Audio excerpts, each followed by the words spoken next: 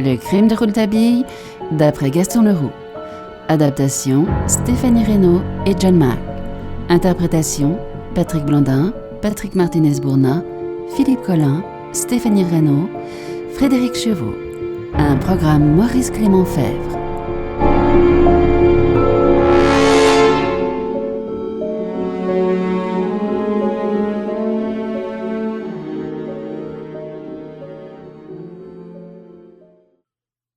Ces messieurs du service vous répondront qu'ils en reçoivent une centaine dans le même genre tous les mois. Et elles sont toutes classées du reste. On a fini par retrouver la missive de Fulbert dans la quantité de celles qui sont mises au rebut comme ayant été écrites par des fous. Fulbert n'est pourtant pas le premier venu. Ses travaux sur les vertus curatives du radium commençaient à faire sensation quelques mois avant la guerre. Il ne faut rien exagérer. Rappelons-nous que, déjà à cette époque, la science officielle traitait Fulbert de poète et de rêveur. Et puisque vous vous souvenez de la prétention qu'il avait émise de guérir un jour avec son radium tous les maux de l'humanité, jugez de l'étonnement de ces messieurs des inventions en recevant une lettre dans laquelle le même inventeur affirmait avoir trouvé le moyen de détruire en 5 secs une portion convenable de cette même humanité. Je vous fais juge. Je lis. À monsieur le, etc., monsieur le, etc. J'ai l'honneur de vous faire savoir que je suis à même de mettre à la disposition du Bureau des Inventions les plans d'une machine infernale susceptible de détruire en quelques minutes une ville de l'importance de Berlin, et cela sans sortir de nos frontières. Veuillez me croire, monsieur le ministre, votre très dévoué serviteur, Théodore Fulbert. Chapitre 3. Les tribulations d'un inventeur.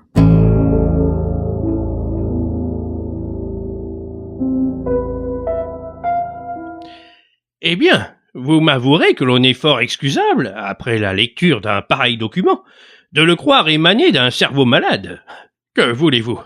Il a beau être signé Théodore Fulbert, la tranquille simplicité avec laquelle ce savant, qui a toujours passé pour un peu excentrique, nous annonce qu'il tient à notre disposition la destruction de Berlin, aurait incliné les moins prévenus à émettre de fâcheux pronostics sur le prochain avenir d'une aussi belle intelligence. C'est alors que l'on entendit pour la première fois la voix de M. Cromer. Ce personnage parlait français avec un accent d'outre-Manche très accentué. Il s'exprimait difficilement mais avec force, et quand il avait trouvé le terme dont il avait besoin, il le lançait contre son interlocuteur avec une brutalité qui semblait destinée à anéantir toute velléité de discussion ou de controverse. Pardon, Vos Excellences, il faut savoir que Théodore Fulbert n'a pas reçu même une réponse de rien du tout. Indeed. Cela n'est pas assez, je dis. I say. Le pauvre vieux savant a été traité chez vous comme un petit jeune homme à sa première expérience de la physique. Je dis, les inventeurs chez vous, ils sont très forts, mais toujours regardés comme très fous. Yes, I say. Il existe certainement, j'avoue, des établissements de recherche tels Collège de France et le Muséum, mais en dehors de cela officiel, rien du tout, no. Et en dehors de Pasteur Institute, pour biologique travail, rien du tout pour haute invention, no. I say. Mais en Allemagne, il existe un institut pour recherche générale, très bien doté de gros argent, et très intéressé par l'empereur, yes. En Amérique, en Angleterre, de très généreux milliardaires, ils ont créé des instituts pour recherche.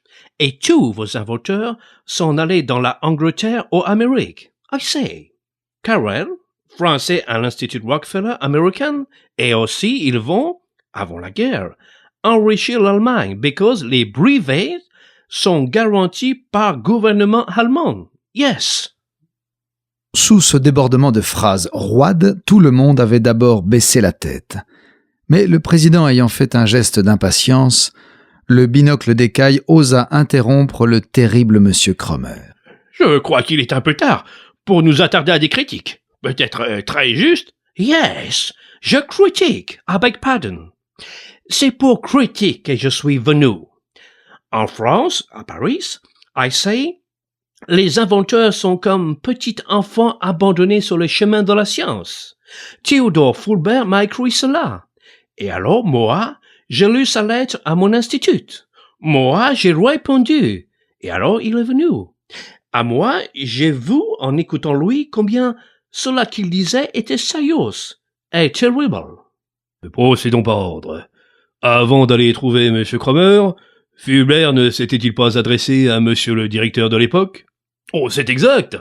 En ce qui me concerne, j'ai fait comme devait faire M. Cromer. J'ai prié Fulbert de venir chez moi, et je l'ai questionné, et j'ai trouvé que tout ce qu'il me disait était moins ridicule que terrible, comme dit M. Cromer. Si bien que je l'ai invité à dîner le soir même avec le général D. Le général D est à Salonique. J'ai eu l'occasion de le voir quelques jours avant son départ. Il ne m'a parlé de rien qui puisse rapporter à Fulbert. Il est probable qu'il l'avait déjà oublié. Fulbert n'avait donc pas produit une grande sensation sur lui. Tous les détails de ce dîner sont parfaitement restés dans ma mémoire.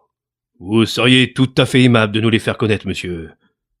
Eh bien, ce soir-là, dès le potage, Fulbert, sans nous dévoiler son secret, naturellement, nous entretint de la puissance formidable de son engin. Et je me rappelle qu'il ne parlait pas depuis plus de 5 minutes, que déjà le général D s'écriait « Mais c'est une histoire de Jules Verne que vous nous racontez là, mon cher savant.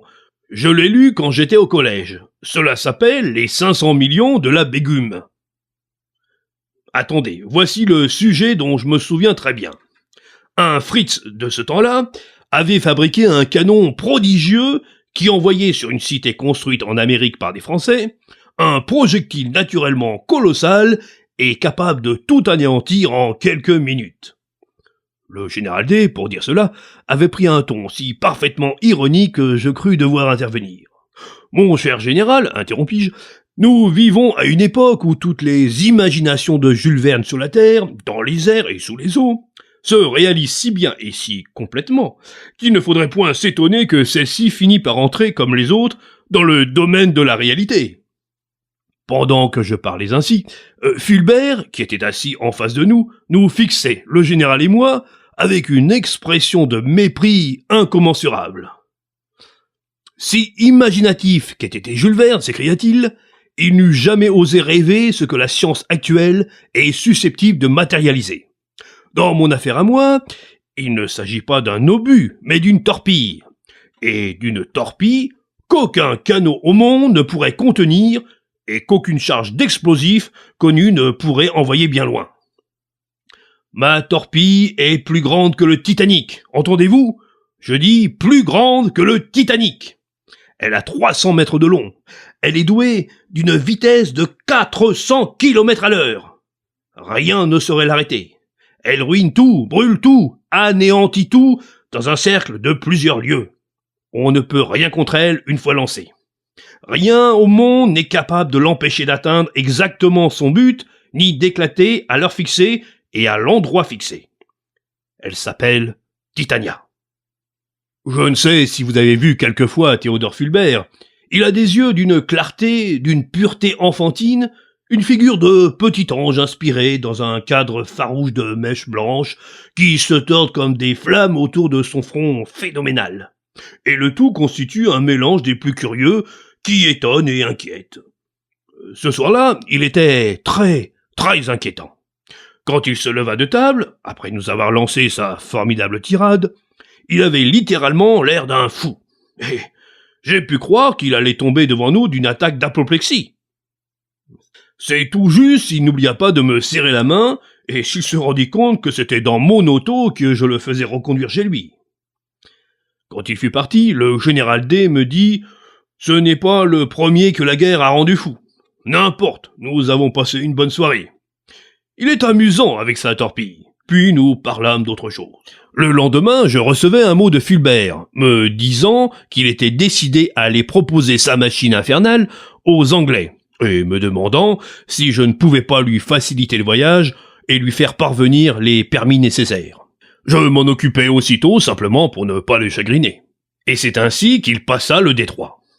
Il avait déjà écrit à M. Cromer à son institut Scarborough, et j'appris bientôt que M. Cromer, lui, avait pris au sérieux ce qui nous avait simplement amusé, le général D et moi. Ayant dit, le directeur de l'époque se tut, et dans le cabinet du chef de la sûreté, tout le monde maintenant regardait M. Cromer. Et certes, il y eut une certaine émotion dans le groupe des hauts personnages quand on entendit l'anglais prononcer ces mots. « Perfectly well. Théodore Fulbert n'était point fou du tout. J'ai dit, il pouvait détruire Berlin. Yes. » Chapitre 4. Une torpille géante.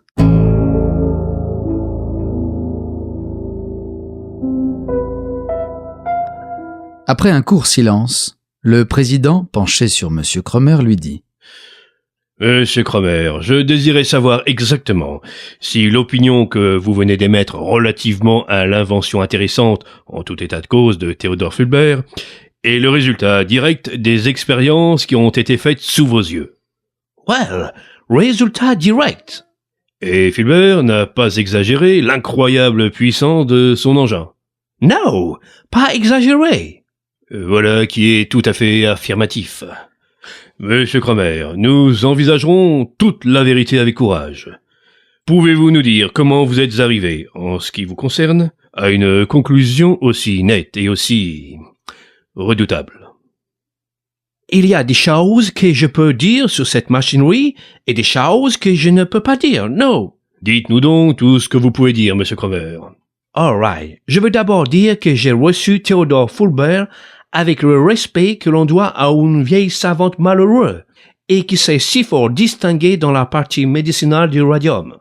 Et tout de suite, quand il m'a dit il avait inventé une machine pour détruire Berlin, je lui ai dit alors que cela n'était pas dans sa manière médicinale.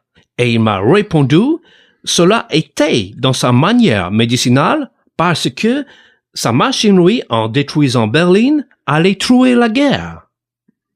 Malgré la difficulté que M. Cromer avait à s'exprimer et l'effort que ses auditeurs devaient soutenir pour le suivre dans sa narration, l'intérêt de celle-ci était tel qu'il n'y eut de place ni pour une interruption, ni pour un sourire. M. Cromer raconta que Fulbert était venu le trouver avec ses plans. Après 2 jours d'explications, Cromer était convaincu. Il n'était point cependant en possession du secret final qui assurait le fonctionnement mathématique du formidable appareil. Mais Fulbert n'avait pas hésité à confier à un allié de la valeur scientifique et morale de M. Cromer le principal du secret de l'explosif nouveau dont était chargée la torpille et qui servait également à sa propulsion. Enfin, la nouveauté de la disposition des turbines, des hélices de suspension et des hélices de direction et d'un certain gouvernail compensé spécial à aileron, lequel gouvernail avait pour fonction de ramener l'engin automatiquement dans la ligne tracée idéalement entre le point de départ et le point d'arrivée, et cela, en dépit de toutes les perturbations possibles de l'atmosphère, tous ces détails techniques, avaient amplement prouvé dès l'abord à M. Cromer qu'il se trouvait en face d'une œuvre longuement mûrie par un homme auquel n'était étranger aucun des problèmes de l'aviation nouvelle et de la balistique. M. Cromer avait donc été tout de suite extrêmement séduit par la terrible Titania dont nul n'avait voulu entendre parler en France. Et ici, M. Cromer jugea nécessaire de s'expliquer entièrement sur les intentions qui furent alors les siennes. Je dois dire tout de suite à vos excellences et à vous, messieurs, et je dois dire que jamais dans mon pensée je ne voulais détruire Berlin, car nous ne sommes pas des sauvages. Mais dans mon pensée, je voulais me rendre compte si, à la place de cette machinerie qui devait coûter au petit mot 60 millions, on ne pouvait pas faire des petites Titania moins chères et tout à fait bien réglées pour détruire des citadelles, des forts à des distances colossales et d'une façon assurée et sans risquer rien du tout, pas même la peau d'un Tommy. Seulement, je ne dis pas mon intention à Fulbert, qui tenait absolument à détruire Berlin pour l'épouvante de l'Allemagne et la fin d'une guerre subite sur toute la terre.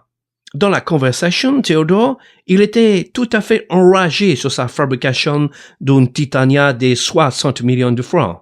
Mais vous pensez, ce n'était pas mon rêve du tout à moi. Non, Et je lui dis qu'il fallait d'abord, avant tout, fabriquer une petite modèle de petite Titania de 25 mètres de long.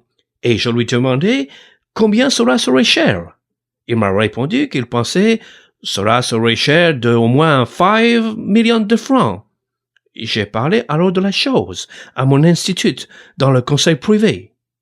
Malgré tout ce que j'ai pu dire, on disait c'était cher pour une chose problématique. Alors je suis allé à London et j'ai ramené un patriote anglais très richissime, qui veut pas dire son nom, et qui lui aussi a été très intéressé. Et il a dit, il donnerait tout l'argent il faudrait. Forbert ne volait aucun argent pour lui, ni pour son famille, mais il pleurait de la joie. Avec idée, il était allant travailler pour la petite Titania en attendant le grand.